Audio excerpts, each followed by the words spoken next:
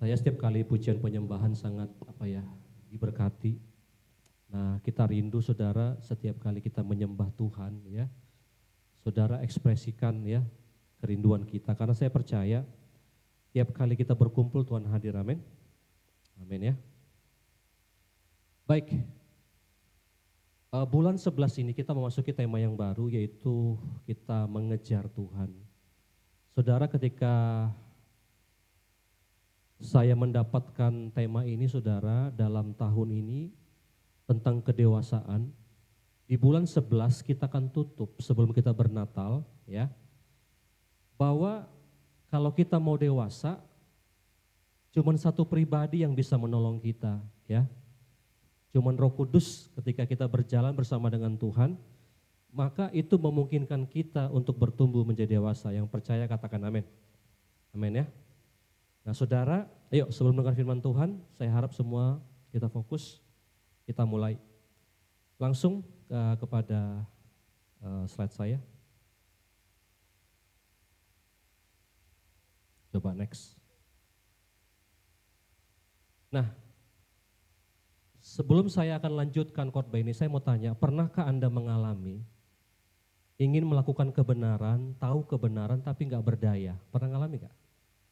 Sudah tahu ini benar, ya, sudah tahu ini baik tapi nggak bisa, ya. Kita mau lakukan yang baik tapi malah sebaliknya yang kita lakukan. Pernah ngalami ya? Contoh-contoh ini paling gampang. Ini lagi hujan deras, ya. Beberapa kawan-kawan tadi ada yang izin, aduh deras banget. Saudara, kalau hujan begini enaknya kalau daging ini ngapain? Tidur. Tapi roh kita ya pasti pengennya nyembah kalau saudara hidup dalam roh. Betul enggak? Sayang momen di mana kita menyembah Tuhan, kita tidur di rumah. Tetapi seringkali yang namanya daging dan roh itu berlawanan, setuju?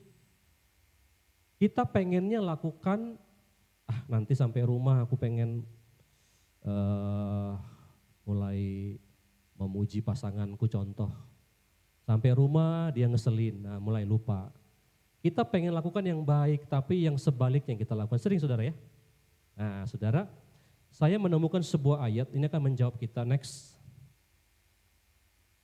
Galatia pasal 5 ayat 16 dimulai ya. Nah saudara cukup lihat ke depan, saya sudah siapkan semuanya. Maksudku ialah hiduplah oleh roh, maka kamu tidak akan menuruti keinginan daging. Nah sebelum saya lanjutkan apa itu keinginan daging, buat saudara yang nggak tahu, keinginan daging adalah nafsu saudara ya. Jadi tubuh kita ini, daging kita ini punya sebuah keinginan. Ya, punya sebuah kemauan. Nah, sementara di sisi yang lain roh itu juga punya kemauan. Nah, jadi seringkali daging kita itu berlawanan. Nah, saudara lihat, hiduplah oleh roh, maka kamu tidak akan menuruti keinginan daging. Nah, dalam terjemahan lain dikatakan NKJV, walk in the spirit, berjalan dalam roh, and you shall not fulfill the lust of the flesh. Lust itu nafsu saudara. Ketika kita berjalan dalam roh, maka kita tidak akan mengikuti nafsu kita. Saudara contoh, keinginan untuk makan itu nafsu. Keinginan untuk seks itu nafsu. Itu semua perlu. Tapi seringkali nafsu ketika enggak dikendalikan, nafsu itu akan membawa kita kepada banyak hal nanti. Pada dosa. Ya. Next, 17. Sebab keinginan daging berlawanan, katakan berlawanan. Berlawanan dengan keinginan roh. Dan keinginan roh berlawanan dengan keinginan daging. Karena keduanya bertentangan sehingga kamu, perhatikan ini, setiap kali tidak melakukan apa yang kamu kehendaki. Tadi saya bilang, daging kita kepengen tidur, roh kita kepengen berdoa. Dua-duanya bertentangan. Roh pengennya nyembah, daging pengennya tidur. Roh kepengennya kita dekat sama Tuhan, daging pengennya kita dosa. Dua-duanya berlawanan. Akan tetapi jikalau kamu memberi dirimu dipimpin oleh roh, kamu tidak hidup di bawah hukum Taurat. Nah saudara perhatikan, kalau kita mau jadi dewasa, kalau kita rindu hidup kita bukan lagi dipimpin oleh daging, putuskan untuk dipimpin oleh Roh setiap hari, amin. Yang setuju katakan amin. 19. Nah lihat ini, perbuatan daging telah nyata, ternyata daging itu punya manifestasi. Jadi kalau diantara kita masih sering melakukan keinginan daging, masih hidup dalam daging, dalam nafsu, itu ternyata ada manifestasinya. Apa itu? Percabulan, cabul. Saudara lihat ya kalau sehari-hari seneng yang bokep-bokep gitu ya, kita ngomong apa adanya. Nah saudara itu salah satu buah percabulan, apalagi cemar. Coba hari-hari ini apa yang sering kita lakukan, buah apa yang nyata dalam kehidupan kita sehari-hari. Apalagi nafsu, hawa nafsu. Penyembahan berhala. Berhala zaman sekarang bukan pohon ya. Saya percaya di sini nggak ada yang bikin pohon di rumah disembah, bikin patung nggak ada. Saya percaya kalau saya datang ke rumahnya nggak ada patung. Tapi berhala definisinya adalah segala sesuatu yang melebihi Tuhan, amin. Kadang-kadang handphone kita bisa jadi berhala. Rencana besok pagi mau bikin alarm, mau berdoa. Rupanya asik lihat Instagram, TikTok, nggak terasa 1 jam habis ya kan, nggak jadi doa, ya. Apalagi macam-macam. Tanpa kita sadari itu menjadi berhala, melebihi Tuhan dalam hidup kita. Sihir. Nah saudara, sihir itu apa saudara? Saudara, saya menemukan ada banyak orang Kristen kadang-kadang masih percaya yang namanya okultisme. Sihir. Kalau anak lahir masih dikasih lampu. Saya punya tetangga saudara, anaknya baru lahir, itu ari-arinya dikasih lampu. Pernah dengar ya? Saya tanya, kenapa Bu dikasih lampu? Supaya jalan hidupnya terang katanya. Benarkah hidup kita terang tergantung lampu? Nah tanpa disadari, kadang-kadang mohon maaf banyak kadang-kadang mungkin orang di daerah ya, masih naruh itu, masih lakukan itu sihir saudara, itu okultisme. Apalagi macam-macam. Saudara bisa tahu kadang-kadang kami dulu pernah melayani ada seorang, ini anak gadis saudara, anak youth dulu di gereja waktu di Siantar. Nah anak gadis ini dipenuhi sama roh opungnya. Dan ternyata dia punya kuasa untuk mengobatin. Nah jadi kalau dia lagi kepenuhan dengan setan gitu ya, dirasuk begitu, dia bisa menyembuhkan sakit apapun. Nah ketika dia lagi sadar kami tanya, kira-kira siapa aja yang datang menjadi pelangganmu? Oh banyak bang, banyak orang gereja, bahkan pendeta pun ada katanya. Kadang ada orang-orang Kristen bahkan sudah mengenal Tuhan, dia nggak suka ke dukun, dia nggak mau ke dukun. Tapi ketika penyakitnya nggak sembuh-sembuh dan Tuhan belum sembuhkan, dukun pun jadi. Sihir. Apalagi buah perseteruan. Suka berantem, suka ribut. Ada sini suka ribut? Kalau nggak berantem 1 hari kayaknya nggak tenang hidup ini. Semua sudah baik-baik aja, dia cari masalah. Berseteru. Suka berselisih.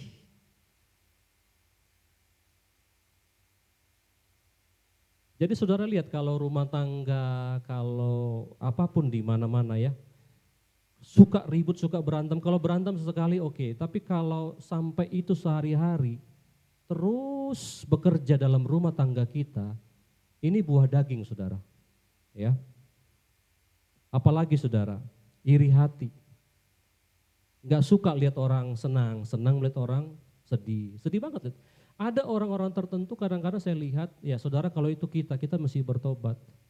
Entah kenapa ketika orang diberkati kita susah banget untuk senang. Tuh kan, itu pasti dari apa itu, mulai aneh-aneh pikirannya. Lihat orang ada yang baru, mulai julid, iri gitu. Saudara ketika ini terjadi, tanpa kita sadari ini buah daging. Nah, sembari saudara duduk, coba cek apa yang menguasai kita, apa yang bekerja dalam hidup kita hari-hari ini. Amarah, ada orang tertentu yang nggak bisa kendalikan amarahnya, marah terus, marah. Ekspresi pertama kali ketika dia kecewa, dia marah. Semua dimarahi sama dia. Apalagi kepentingan diri sendiri, egois, percideraan dan roh pemecah. Orang the unity, nggak suka dia. Kalau bisa hancur ini. Suka blok-blok, suka kubu-kubuan. Saudara gini, saya mau katakan ya, di gereja ini di KCC, setelah saudara mau minum kopi sama siapa, mau kumpul sama siapa, terserah. Tetapi jangan saudara lihat, ketika bukan geng saya, nah lihat ini, saya benci sama dia. Perhatikan ya, ketika buah ini bekerja, nah ini daging. Suka perpecahan. Di mana ada keributan, wah dia senang. Pura-pura nanya, emang kenapa? Ada apa ya dah? Iya kan? Kita pikir dia bertanya, enggak, dia pengen ramein aja. Di mana ada keributan, di mana di sosmed, dimanapun dia akan coba cari tahu, dia akan kepoin saudara. Sekali lagi, tujuannya bukan mendamaikan. Tujuannya supaya, rame banget ini, enak ini. Buah daging. Nah, saudara lihat ketika kita hidup dalam daging, saya tahu di sini semua nggak ada yang sempurna, saya tahu. Tapi dengar, daging itu bisa ambil kendali dalam hidup kita. Ketika kita nggak kasih makan roh kita dengan baik. Nah, next. Kita lanjutkan, ada kedengkian, kemabukan, pesta pora dan sebagainya. Terhadap semuanya itu kuperingatkan kamu. Seperti yang telah kubuat dahulu bahwa barang siapa melakukan hal demikian, ia tidak akan mendapat bagian dalam kerajaan Allah. Bukan berarti nggak masuk neraka, bukan.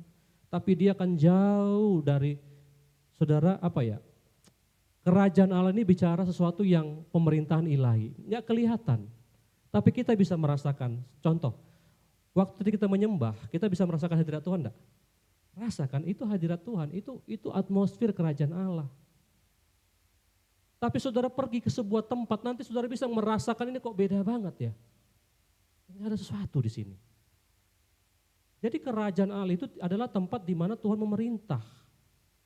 Alkitab bilang 2-3 orang berkumpul, dia hadir tengah-tengah kita. Itu kerajaan Allah. Bukan hanya bicara nanti kalau kita dipanggil Tuhan, kita sudah berjumpa dengan Tuhan, baru kita akan melihat kerajaan Allah dalam bentuk fisik. Sekarang kita bisa merasakan Tuhan hadir di sini. Tuhan hadir. Nah, 22. Tetapi kebalikannya, buah roh, katakan buah roh, ialah kasih, sukacita, damai sejahtera. Nah, roh sendiri ketika kita punya hubungan dengan Tuhan, itu punya buah juga. Nah, saya pelajari buah itu artinya apa? Itu adalah hasil. Seperti anak, papa sama mama menikah, akhirnya lahirlah anak, itu buah. Amin saudara. Buah roh artinya sesuatu yang dihasilkan bukan dengan kekuatan sendiri. Saya mau nanya, kira-kira manusia daging bisa nggak mengasihi? Bisa nggak? Orang di luar Tuhan bisa nggak mengasihi? Bisa. Tapi jenis kasihnya beda. Setuju nggak? Makanya ketika Tuhan bilang begini, kalau kamu ditampar pipi kiri, kasih pipi kanan, itu kasih apa itu? Kasihnya Tuhan. Jenis kasihnya beda. Sukacita. Sukacita manusia, sukacita dari dunia, kalau kantung penuh tanggal 1 kita sukacita. Tanggal 31 mulai sedih. Mulai tanggal 25 saudara, mulai hilang sukacita. Itu sukacita manusia. Sukacita dari dunia ini ada alasannya. Tapi kalau saudara merasakan hidup dalam roh, saudara bisa merasakan saudara sukacita tanpa alasan sama sekali. Amin. Damai sejahtera. Alkitab bilang damai sejahtera-Ku kuberikan kepadamu. Damai sejahtera-Ku bukan seperti yang dunia berikan. Ada kesabaran, ada kemurahan, ada kebaikan, ada kesetiaan. Jadi saudara lihat ya, coba renungkan ayat-ayat ini. Kita lagi diminta dewasa sama Tuhan tahun ini.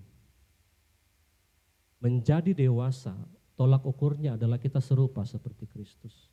Pertanyaannya, enggak mudah menjadi dewasa, betul enggak? Enggak mudah buah dihasilkan. Kalau kita sabar menghadapi suami yang baik, setorannya lancar, ya gampang. Tapi ketika menghadapi suami yang mohon maaf, perhatian yang enggak ada, tuntutannya banyak. Susah banget. Menghadapi istri yang udah jarang ada pujian, tapi kalau setoran kurang marah-marah, itu butuh kasih Tuhan. Butuh kesabaran dari Tuhan, tidak mudah. Setuju enggak? Tapi Alkitab katakan buah roh.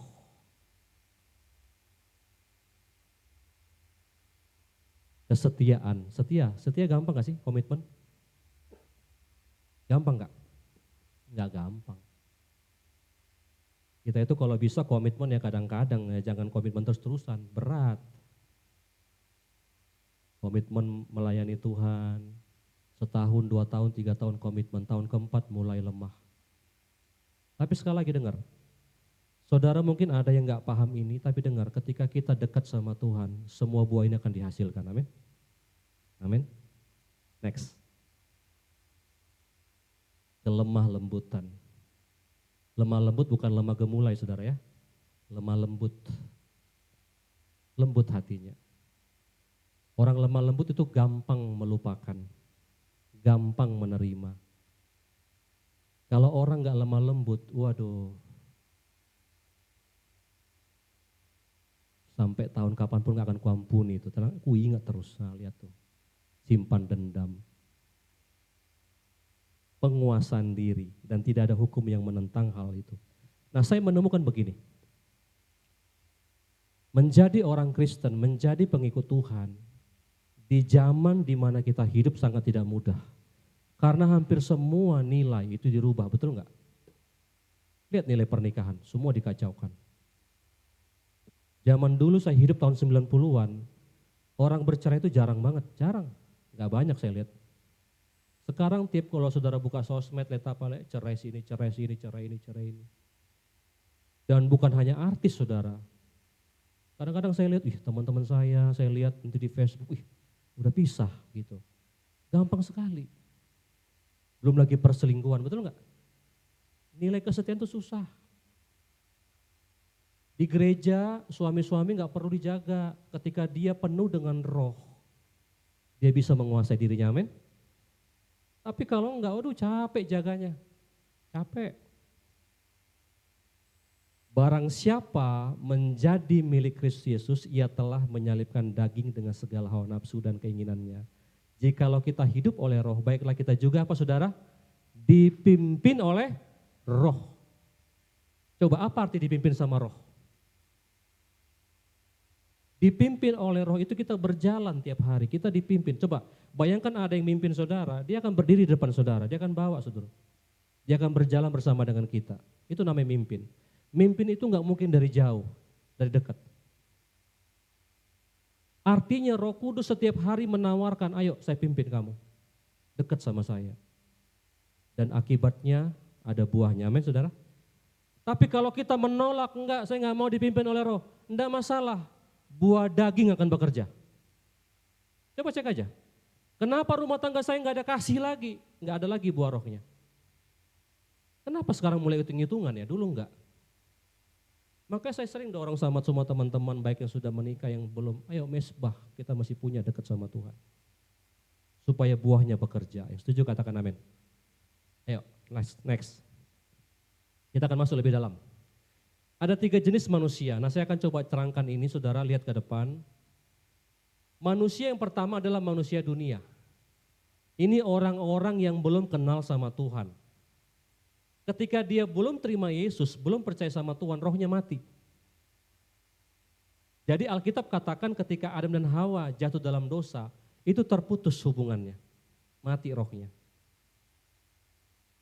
Makanya dosa itu sebenarnya yang parah itu adalah keterputusan dengan Tuhan, gak ada hubungan lagi sama Tuhan. Orang-orang dunia, orang-orang gak kenal Tuhan tidak bisa merasakan adanya Tuhan. Bahkan mereka gak terpikir Tuhan sama sekali, betul gak? Coba flashback dulu kita belum kenal Tuhan, betul gak? Karena Tuhan datangi kita, kita percaya sama dia. Tetapi ada jenis yang kedua, manusia duniawi. sudah percaya Tuhan, sudah terima Yesus, sudah dibaptis. Ketika kita percaya sama Tuhan, roh kita itu dihidupkan kembali, tersambung. Tapi rohnya masih kecil saudara, kayak baby, masih bayi rohani. Saya mau tanya, kalau bayi nggak dikasih makan gimana? Nggak langsung mati sehari ya, nangis dulu. 2 hari, 2 hari melemas ya. Bayi ada 2 hari nggak dikasih makan lemas. Nah, dehidrasi. Hari ketiga, udah mati belum? Belum ya? Masih.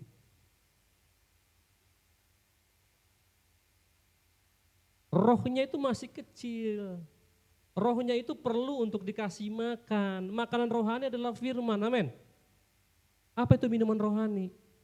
Alkitab katakan Roh Kudus itu seperti mata air, memancar terus.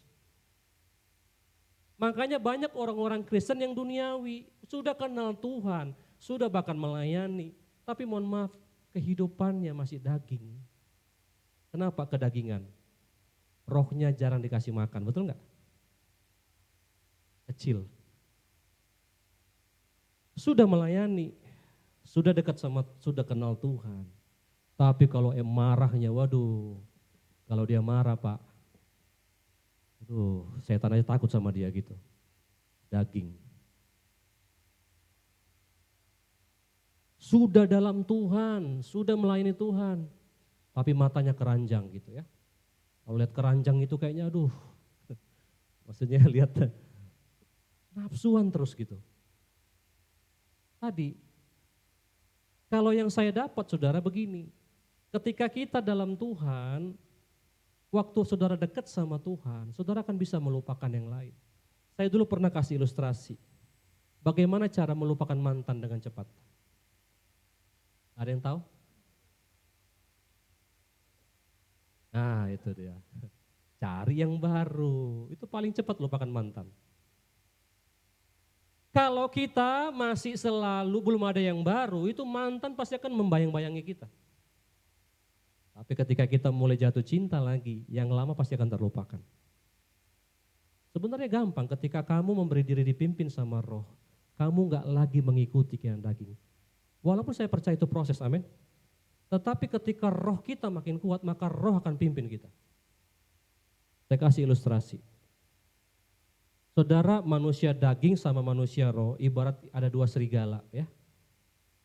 Serigala putih itu adalah manusia roh. Serigala hitam adalah manusia daging. Kalau saudara kasih makan yang putih lebih banyak, maka yang putih akan gemuk. Yang hitam akan kurus bahkan lama-lama akan mati. Tapi sebaliknya kita kasih yang hitam lebih banyak makan, maka dia akan besar, yang ini makin kecil. Nah pertanyaannya, saudara kasih makan tiap hari yang mana yang paling banyak? Nah coba cek sebentar selagi duduk di sini, firman Tuhan banyak disampaikan di tempat ini, dengar tiap minggu. Tapi coba lihat manifestasi apa yang bekerja. Dagingkah atau roh? Masih ada gak sih kerinduan untuk kita menyembah Tuhan tiba-tiba, aduh pengen banget nyembah Tuhan ya. Atau keinginan kita gak ada lagi. Saudara lihat, nanti saya akan ceritakan, tapi perhatikan baik-baik. Kalau saudara manusia duniawi tadi, dalam proses kadang-kadang dagingnya masih kuat. Nah manusia yang ketiga adalah manusia rohani. Ini rohnya kuat, dagingnya lemah. Ini yang saya sebut dengan dewasa rohani, amin saudara. Kuat rohnya. Ini yang dikatakan oleh Alkitab ketika Daniel itu punya excellent spirit, betul ya? Karena 3 kali sehari dia kasih makan rohnya. Jadi gini, ketika kita belajar sederhana, saya nggak usah, saudara saya tahu saudara sering dengar firman Tuhan, bahkan sudah banyak mungkin TikTok yang saudara dengar, tapi dengar baik ini, apapun yang saudara dengar kalau nggak dipraktekkan percuma, betul? Percuma. Hidup kita nggak berubah, gitu-gitu aja. Tahun ini, rindukan saudara bertumbuh kuat. Sama seperti daging kita, kalau kita nggak kasih makan sehari kita lapar, sama rohmu pun kalau nggak dikasih firman sehari lapar itu, lapar. Makanya nggak heran kenapa ya saya gampang banget marah. Kenapa ya saya gampang banget untuk putus asa. Nah sekali lagi manifestasinya itu daging. Tapi ketika kita penuh dengan roh, mulai timbul misalnya, wah keputusasaan enggak, saya percaya dalam Tuhan, saya lebih daripada pemenang. Ngerti ya? Kita bisa kendalikan semuanya. Itu roh. Kalau enggak kita akan terus capek, lemah, lelah, letih, lesu. Itu buah daripada daging. Jujur saudara, hari ini ketika saya khotbah ini, saudara kondisi saya enggak lagi baik-baik aja secara daging. Tapi roh saya, ketika tadi penyembahan, ketika saya melayani, saya nggak akan pernah mau berhenti melayani.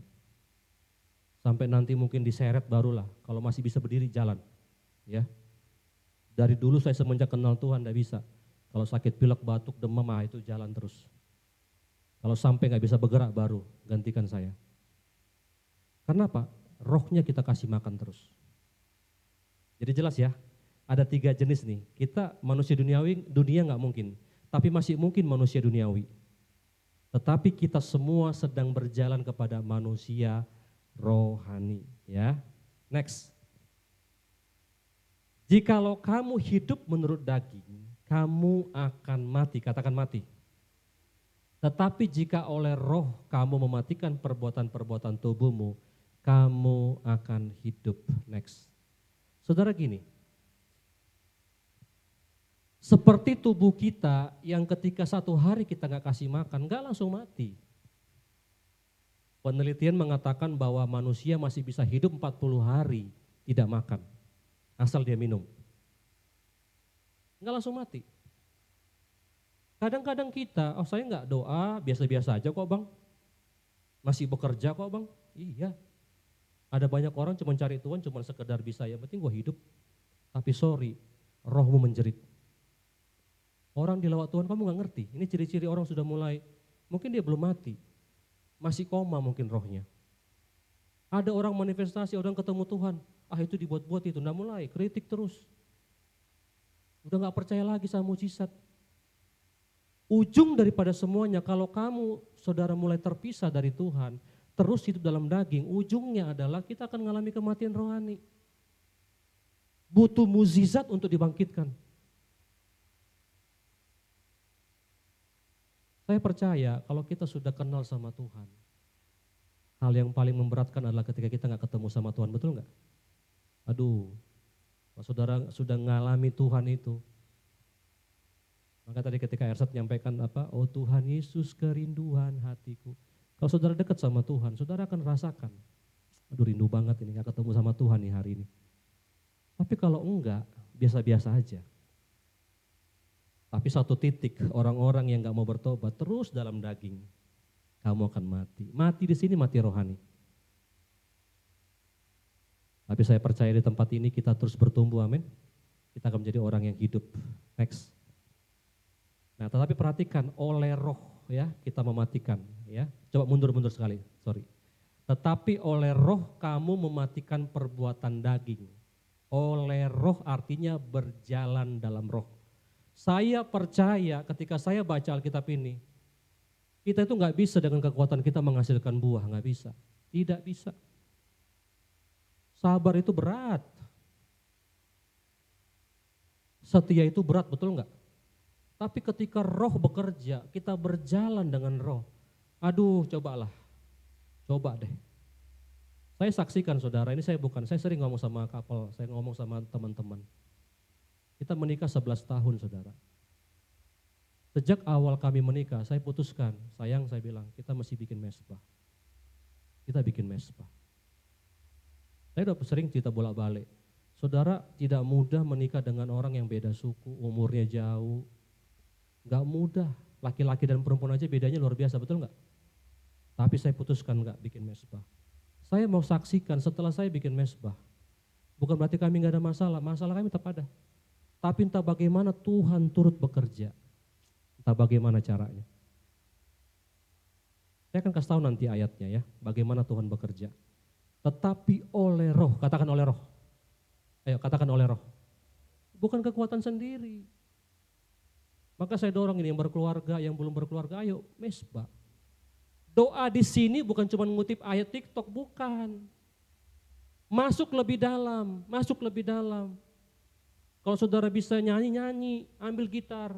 Saudara nggak bisa lagi kita cuma sekedar. Saudara kalau makan sedikit, nggak heran kadang-kadang mohon maaf, daging kita kasih makan lebih banyak, makanya rohnya lemah. Doa, ambil waktu, sembah Tuhan. Paksakan diri kita untuk pagi-pagi sebelum ketemu siapapun, belum melakukan apapun, doa sama Tuhan. Coba aja bedanya nanti, lihat perbedaannya. Tapi kalau kita cuma kasih, ya udahlah, seada-adanya. Ya nggak heran, buah dagingnya masih kuat banget. Makanya selagi saudara duduk, biar Roh Kudus bukakan. Manifestasi apa yang hari-hari ini sedang bekerja. Terus ribut, terus cekcok terus. Masalah apa aja bikin besar. Jangan-jangan sekali lagi kita sudah makin jauh dari Tuhan. Dan saya mau kasih tahu itu bukan hal yang biasa, bukan. Buah daging. Dua-dua hidup dalam roh, lihat nanti perbedaannya. Yang satu penuh kasih, waduh. Dua orang yang saling mengasihi, beda kasih Tuhan. Setuju katakan amin. Dua-dua orang yang sabar dari Tuhan, lihat aja nanti. Kita itu punya ekstra saudara. Next. Nah bagaimana, saudara saya kasih gambaran, mati rohani ini seperti dalam Yohanes pasal 15.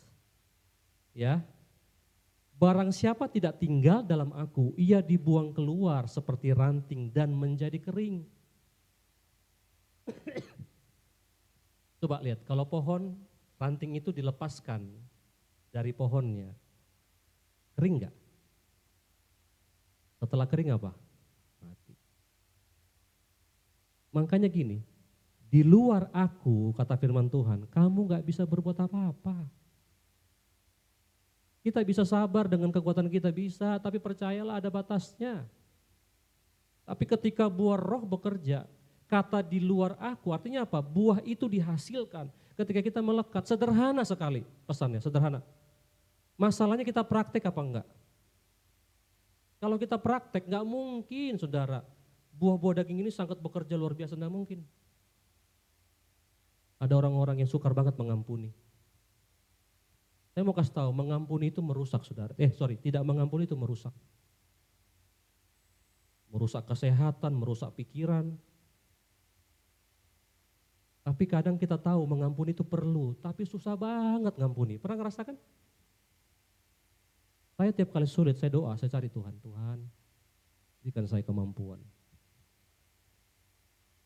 Kami pernah melayani orang-orang yang susah mengampuni karena dia dilecehkan sama orang yang dikasihi. Dia diperkosa sama orang yang dianggap orang tua lah.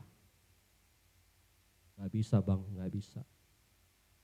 Satu, ajak nyembah. Tuhan mulai bekerja. Sering kali terjadi ketika kita mulai menyembah, lah dia bisa. Saya siap.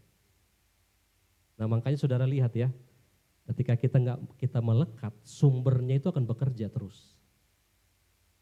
Ranting itu mendapat sari makanan dari pohonnya, terus akan bekerja. Tapi kalau enggak kita kering lama-lama akan mati. Ya jadi sekali lagi ya, jangan sampai rohmu itu kecil terus, amin. Jangan, ayo kasih makan. Siang hari ini kalau saudara, sore hari ini kalau saudara mau berubah, ayolah. Kita tahun ini udah mau, sebentar lagi kita Natal, yuk. Yang mau dewasa, yuk perhatikan roh kita. Saudara akan diuntungkan nanti, lihat aja. Next.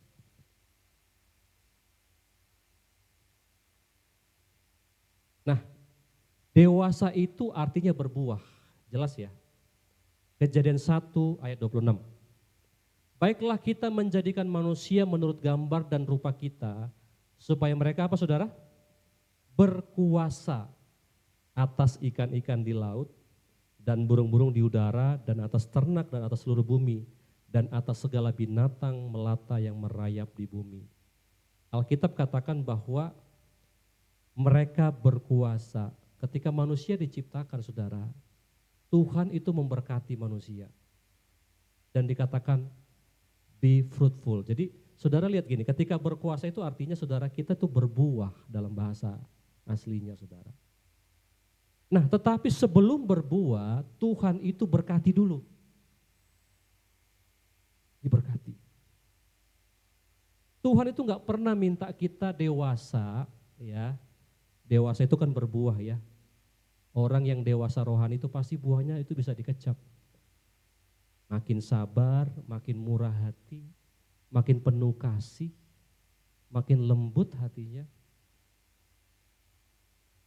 makin punya penguasaan diri. Tetapi sekali lagi Tuhan tidak pernah minta kita dewasa berbuah kalau Tuhan tidak berkati dulu, perlengkapi. Ayat yang lain coba next. Kisah 1 ayat 8, tetapi kamu akan menerima kuasa kalau Roh Kudus apa saudara? Turun ke atas kamu dan kamu akan menjadi saksiku di Yerusalem, Yudea, Samaria dan sampai ke ujung bumi. Tuhan bilang kamu akan menjadi saksiku kalau kamu penuh dengan Roh Kudus. Saudara nanti kalau baca di dalam Kisah Para Rasul, itu Tuhan pernah bilang gini, jangan tinggalkan Yerusalem, jangan. Tunggu di sini. Karena ada seorang penolong namanya Roh Kudus. Nah, kamu akan punya kuasa kalau Roh Kudus turun. Jadi saudara lihat, kelekatan dengan Tuhan, keintiman dengan Tuhan, itu akan memberikan kita kekuatan menghasilkan buah. Tapi sebaliknya, nggak mau dekat sama Tuhan, daging akan merajalela. Daging akan terus berkuasa. Ketika itu berkuasa, saudara nggak akan tahan dengan buahnya, percayalah. Sesekali kita ribut masih oke, tapi kalau rumah tangga, hubungan ribut terus, bukan nggak mungkin akan selesai. Tapi sekali lagi Tuhan kasih tahu, kamu akan menerima kuasa kalau Roh Kudus turun. Pertanyaannya sebelum kita tutup, saya percaya semua sudah penuh Roh Kudus, amin. Masalahnya, tiap hari masih terus dipimpin sama Roh nggak sampai hari ini? Masih doa nggak? Saya tutup dengan ini.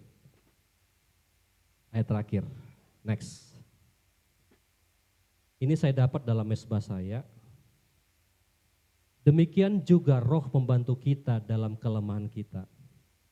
Sebab kita tidak tahu bagaimana sebenarnya harus berdoa. Saudara, ketika saya dalam mesbah beberapa waktu yang lalu, saya diingatkan bahwa Roh membantu kita dalam kelemahan kita. Tuhan tahu kita lemah, amin. Tuhan tahu kita ini nggak mampu mengasihi. Tuhan tahu nggak mampu menghasilkan buah. Nah, bagaimana cara Roh Kudus membantu kita? Doa. Karena kita sebenarnya nggak tahu bagaimana harus berdoa. Tetapi Roh sendiri berdoa untuk kita kepada Allah dengan keluhan-keluhan yang tidak terucapkan. 27, dan Allah yang menyelidiki hati nurani mengetahui maksud Roh itu, yaitu bahwa Ia sesuai dengan kehendak Allah berdoa untuk orang-orang kudus. 28, sama-sama kita baca 1, 2, 3 ya. Kita tahu sekarang bahwa Allah turut bekerja dalam segala sesuatu untuk mendatangkan kebaikan bagi mereka yang mengasihi Dia, yaitu bagi mereka yang terpanggil sesuai dengan apa? Bagaimana cara Tuhan bekerja? Waktu kita berdoa, Roh Kudus bersama dengan kita berdoa. Disitulah Tuhan akan kasih pertolongan dalam kelemahan kita. Makanya tiap kali saudara mengalami kelemahan, datang dalam doa. Dan doa di sini bukan sekedar doa makan, ayolah saudara semakin dewasa, bukan. Tapi bersekutu sama Tuhan, ambil waktu intim sama Tuhan. Kayak orang pacaran. Orang pacaran, orang berhubungan kalau nggak ada waktu, bullshit saudara. Ambil waktu. Jangan pakai banyak alasan. Kalau enggak, saudara lihat ketika saudara banyak alasan, apa yang terjadi? Daging akan berkuasa. Tapi Tuhan akan menolong, membantu kita dalam kelemahan-kelemahan kita. Nah, waktu Tuhan tolong, apa yang terjadi? Kita tahu sekarang bahwa apa saudara? Allah turut bekerja. Ketika kita berdoa, Allah Tuhan akan campur tangan. Amin. Dia turut bekerja. Tiba-tiba, kok ini bisa selesai ya? Kok ini selesai ya? Kok ini selesai ya? Tuhan bantu saudara. Mau dibantu sama Tuhan? Ayo berdoa. Bilang sebelah saudara, kita berdoa. Hidup dalam pimpinan Roh Kudus. Walk with the Spirit ya. Berjalan dalam Roh. Itu artinya. Mari kita berdoa.